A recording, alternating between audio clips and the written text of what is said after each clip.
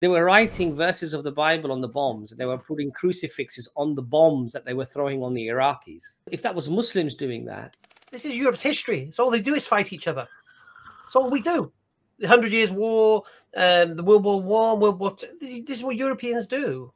You know, the idea that this is some unique thing, that this has never happened before. It's mad. The Americans were singing war hymns before they were going into battle. Now, can you imagine if they showed Muslims singing war songs or something going into battle with Christians? What they would have, how they would have portrayed that.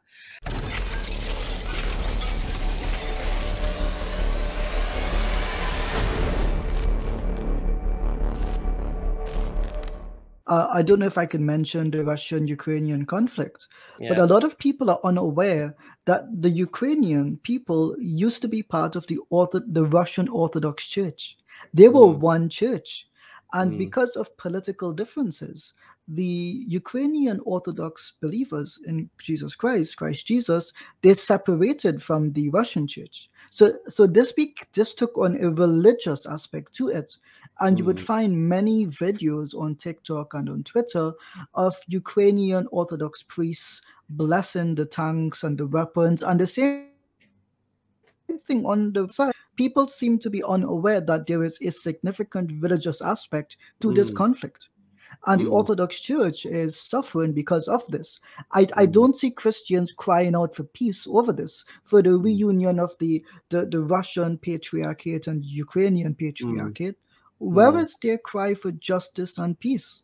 The churches seem to be happy to spread violence and angst towards each other, when I think it should be playing a role of reconciliation here. And I just don't see Christians enthusiastic about it. Unless it's ISIS, attacking Christians, Christian lives don't seem to matter unless it's Muslims doing the aggressive act, quote unquote Muslims.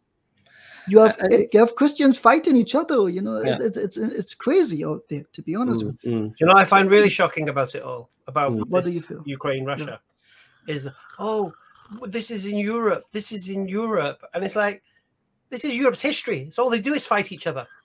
That's all we do. The 100 Years' War, the World War I, World War II. This is what Europeans do. You know, the idea that this is some unique thing, that this has never happened before. It's mad. It's like collective amnesia almost. Honestly.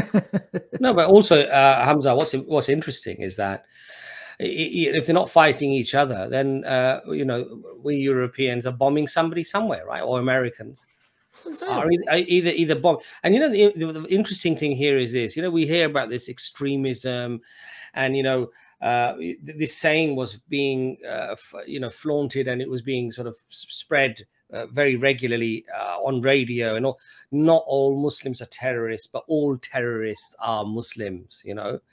Of course, when you start digging and you realize that it's factually incorrect, and that there are significant portions of other societies that are non-Muslim, some that are Christian, for example, or in Sri Lanka or wherever it might be, where there were suicide bombings, where there were terrorist actions that were done, that were clearly non-Muslim, right?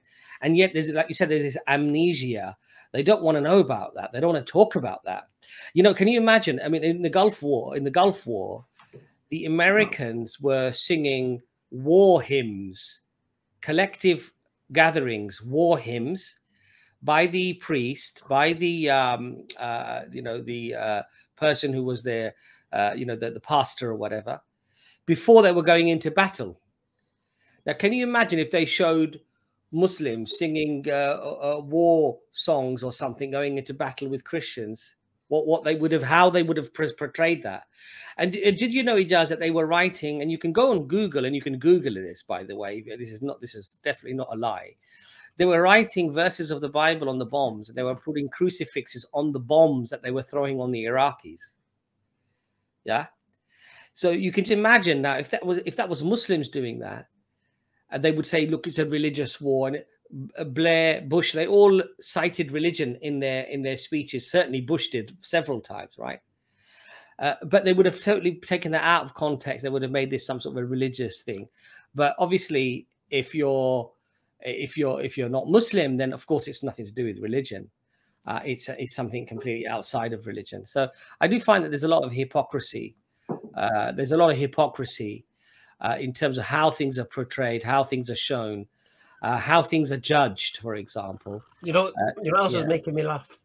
I mean, not laughing at the situation, just the double standard is, oh, they're doing war crimes. They've committed war crimes. What are you talking about?